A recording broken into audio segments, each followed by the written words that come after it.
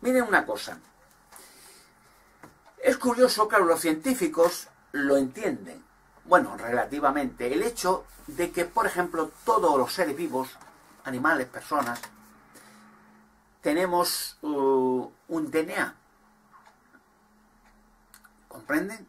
Pero fíjense una cosa, los virus mortales, el SIDA, el ébola, o otros virus, de la lepra, o la enfermedad de la ceguera del río, bueno, hay miles, de hecho, millones de personas mueren de enfermedades bacteriológicas cada año, millones. Pues se han creado virus mortales de experimento para eliminar millones de personas en toda la Tierra.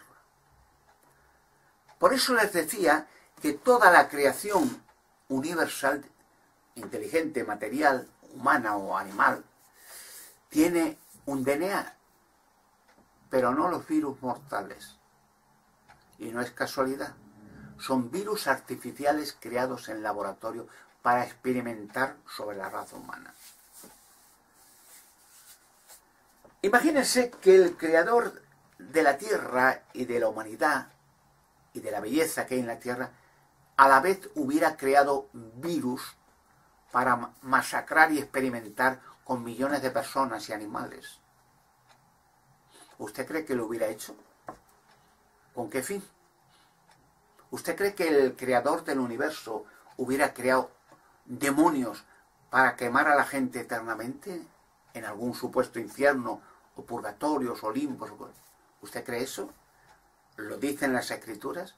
Miren, Jesucristo, que ha sido el mejor y el más grande profeta de la humanidad, como otros muchos seguidores de Jesucristo, fue asesinado rápidamente y odiado.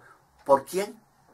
Por la religión organizada, el negocio fabuloso de la religión.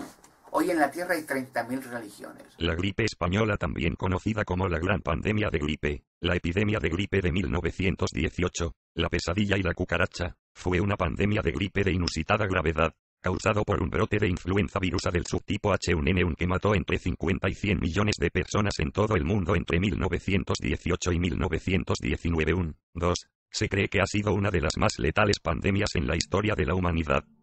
Muchas de sus víctimas fueron adultos jóvenes y saludables, a diferencia de otras epidemias de gripe que afectan a niños, ancianos o personas debilitadas. La enfermedad se observó por primera vez en Fort Riley, Kansas, Estados Unidos el 11 de marzo de 1918.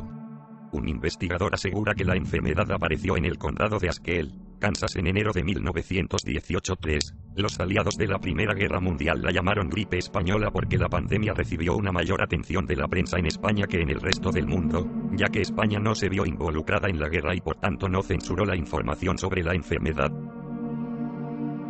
La tasa de mortalidad de la pandemia de 1918-1919 no se conoce, pero se estima en el 2,55% de la población de la Tierra de aquel tiempo, y que el 20% padeció la enfermedad. La gripe pudo haber matado 25 millones de personas en las primeras 25 semanas.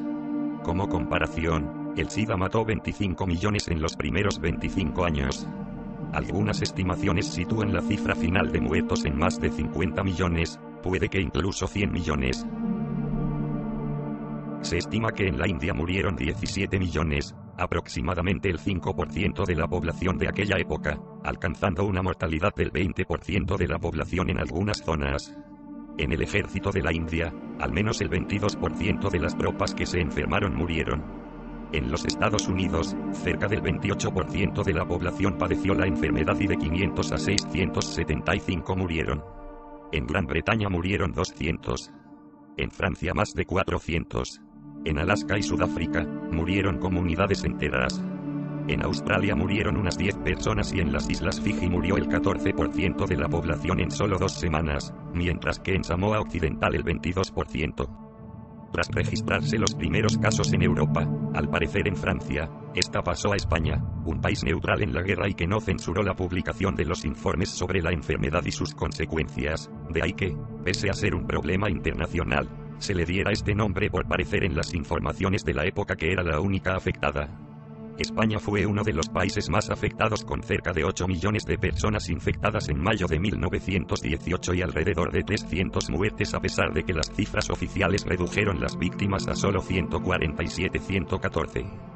El 6 de febrero de 2004 en Science se publicó un artículo realizado por dos equipos de investigadores, uno dirigido por Sir John Keel, director del Instituto Nacional de Investigación Médica National Institute for Medical Research, de Londres, y otro por el profesor Ian Wilson del Scripps Research Institute de San Diego. Habían obtenido la síntesis de la proteína hemaglutinina responsable de la epidemia de 1918 de gripe española, juntando ADN procedente del pulmón de una mujer inuit encontrada en la tundra de Alaska y de muestras preservadas de soldados estadounidenses de la Guerra Mundial. El 5 de octubre, 2005, también en Science, se publica por primera vez en la historia la reconstrucción de un virus totalmente extinto, el virus de la gripe de 1918 H1N1.